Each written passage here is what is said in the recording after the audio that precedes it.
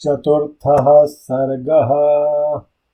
श्री राम को राज्य देने का निश्चय करके राजा का सुमंत्र द्वारा पुनः श्री राम को बुलवाकर उन्हें आवश्यक बातें बताना, श्री राम का कौसल्या के भवन में जाकर माता को यह समाचार बताना और माता से आशीर्वाद पाकर लक्ष्मण से प्रेम पूर्वक वार्तालाप करके अपने महल में जाना। राज्यसभा से कुलवासियों के चले जाने पर कार्य सिद्धि के योग्य देश काल के नियम को जानने वाले प्रभावशाली विदेशी ने पुनः मंत्रियों के साथ सलाह करके यह निश्चय किया कि कल ही पुष्य नक्षत्र होगा, अतः कल ही मुझे अपने पुत्र कमल नयन श्री राम का विवाह के पर अभिषेक कर देना चाहिए। तदनंतर अंतपुर में जाकर महाराज दशरथ ने सूत को बुलाया और आज्ञा दी, जाओ श्री राम को एक बार फिर यहाँ बुला लाओ। उनकी आज्ञा शिरोधार्य करके सुमंत्र श्री राम को शीघ्र मरण के लिए दिए। पुनः उनके महल में गए। द्वार पालों में श्री राम को सुमंत्र के पुनः आगमन की सूचना दी। उनका आगमन सुनते ही श्री राम के मन में संदेह हो गया। उन्हें भीतर बुलाकर श्री राम ने उनसे बड़ी उतावली के साथ पूछा, आपको पुनः यहाँ आने की क्या आवश्यकता पड़ी, यह पूर्ण रूप से बताइए। और सूत ने उनसे कहा, महाराज आपसे मिलना चाहते हैं। मेरी इस बात को सुनकर वहाँ जाने या न जाने का निर्णय आप स्वयं करें। सूत का यह वचन सुनकर श्री रामचंद्र जी महाराज दशरथ का पुनः दर्शन करने के लिए तुरंत उनके महल की ओर चल दिए। श्री राम को आया हुआ सुनकर राजा दशरथ ने उनसे प्रिय तथा उत्तम बात कहने के लिए उन्हें महल के भीतर बुला लिया। पिता के भवन में प्रवेश करते ही श्रीमान रघुनाथ जी ने उन्हें देखा और दूर से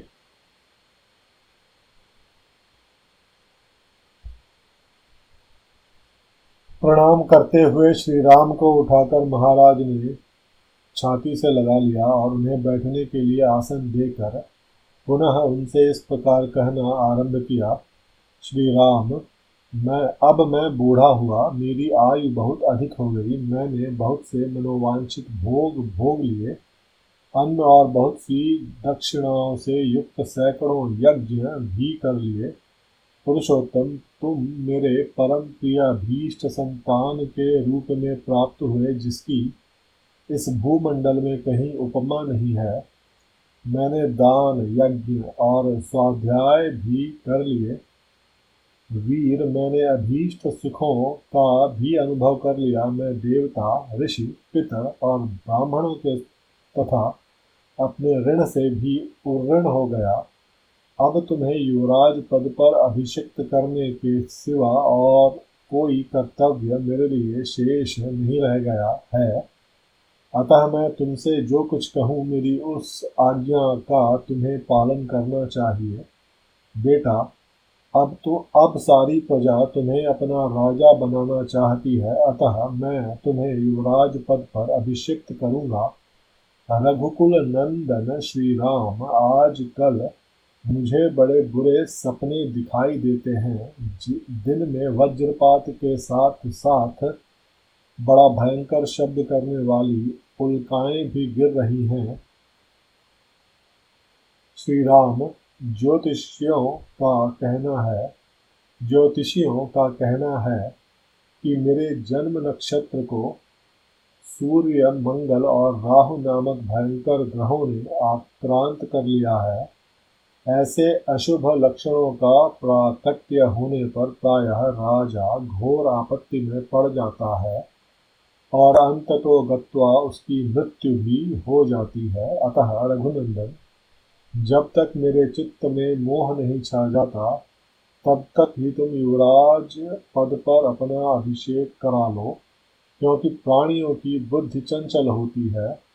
आज चंद्रमा पुष्य से एक नक्षत्र पहले पुनर्वसु पर विराजमान हैं, अतः निश्चय ही कल वे पुष्य नक्षत्र पर रहेंगे, ऐसा ज्योतिषी कहते हैं। इसलिए उस पुष्य नक्षत्र में ही तुम अपना अभिषेक करा लो। शत्रुओं को संताप देने वाले वीर, मेरा मन इस कार्य में बहुत शीघ्रता करने को कहता है। इस कारण कल अवश्य ही मैं तुम्हारा युवराज पद पर अभिषेक कर दूंगा। अतः तुम इस समय से लेकर सारी रात इंद्रिय संयम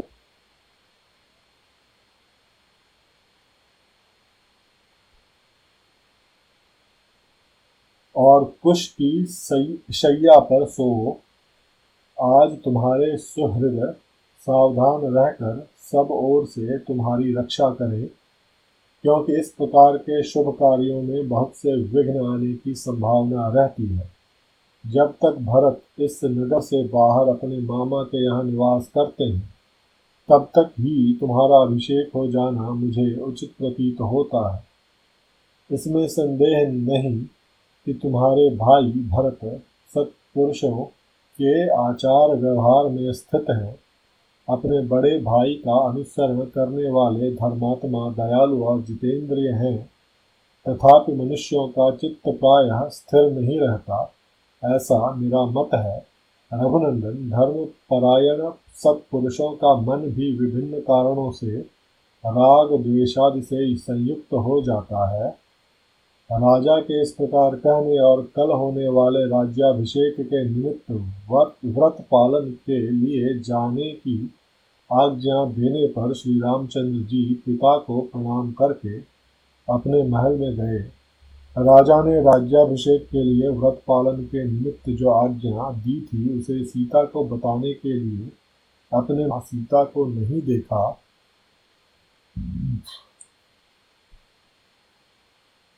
तब वे तत्काल ही वहां से निकलकर माता के अंतःपुर में चले गए। वहां जाकर उन्होंने देखा माता कौसल्या रेशमी वस्त्र पहने मौन हो देव मंदिर में बैठकर देवता की आराधना में लगी हैं और पुत्र के लिए राजलक्ष्मी की याचना कर रही हैं। श्री राम के राज्याभिषेक का प्रिय समाचार सुनकर सुमित्रा और लक्ष्मण वहां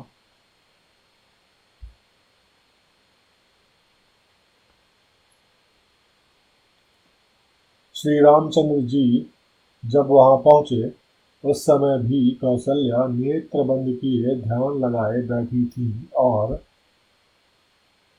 सुमित्रा, सीता तथा लक्ष्मण उनकी सेवा में खड़े थे। पुष्य नक्षत्र के योग में पुत्र के युवराज पद पर अभिषिक्त होने की बात सुनकर वे उसकी मंगल कामना से प्राणायाम के द्वारा परम पुरुष नारायण का ध्यान कर रही थीं। इस प्रकार नियम में लगी हुई माता के निकट उसी अवस्था में जाकर श्री राम ने उनको प्रणाम किया और उन्हें हर्ष प्रदान करते हुए यह श्रेष्ठ बात कही। माँ, पिताजी ने मुझे प्रजा पालन के कर्म में नियुक्त किया है। कल मेरा अभिषेक होगा। जैसा कि मेरे लिए पिताजी का आदेश है, उसके अनुसार सीता को भी मेरे साथ इस रात में उपवास करना होगा।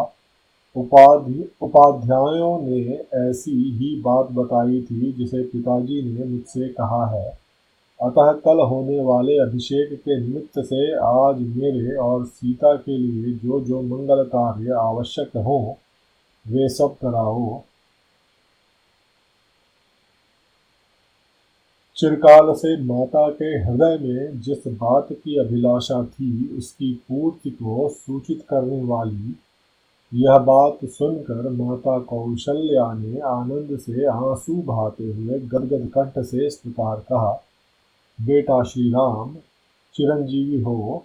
तुम्हारे मार्ग में विघ्न डालने वाले शत्रु नष्ट हो जाएं। तुम राज लक्ष्मी से युक्त होकर मेरे और सुमित्रा के बंधु बांधवों को आनंदित करो। बेटा, तुम मेरे द्वारा किसी मंगलमय नक्षत्र में उत्पन्न हुए थे, जिससे तुमने अपने गुणों द्वारा पिता दशरथ को प्रसन्न कर लिया।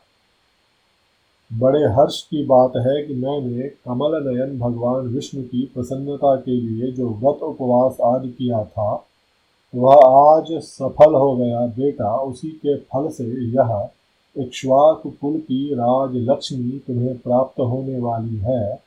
माता के ऐसा कहने पर श्री राम ने विनीत भाव से हाथ जोड़कर खड़े हुए अपने भाई लक्ष्मण की ओर देखकर मुस्कुराते हुए से कहा, लक्ष्मण, तुम मेरे साथ इस पृथ्वी के राज्य का शासन पालन करो।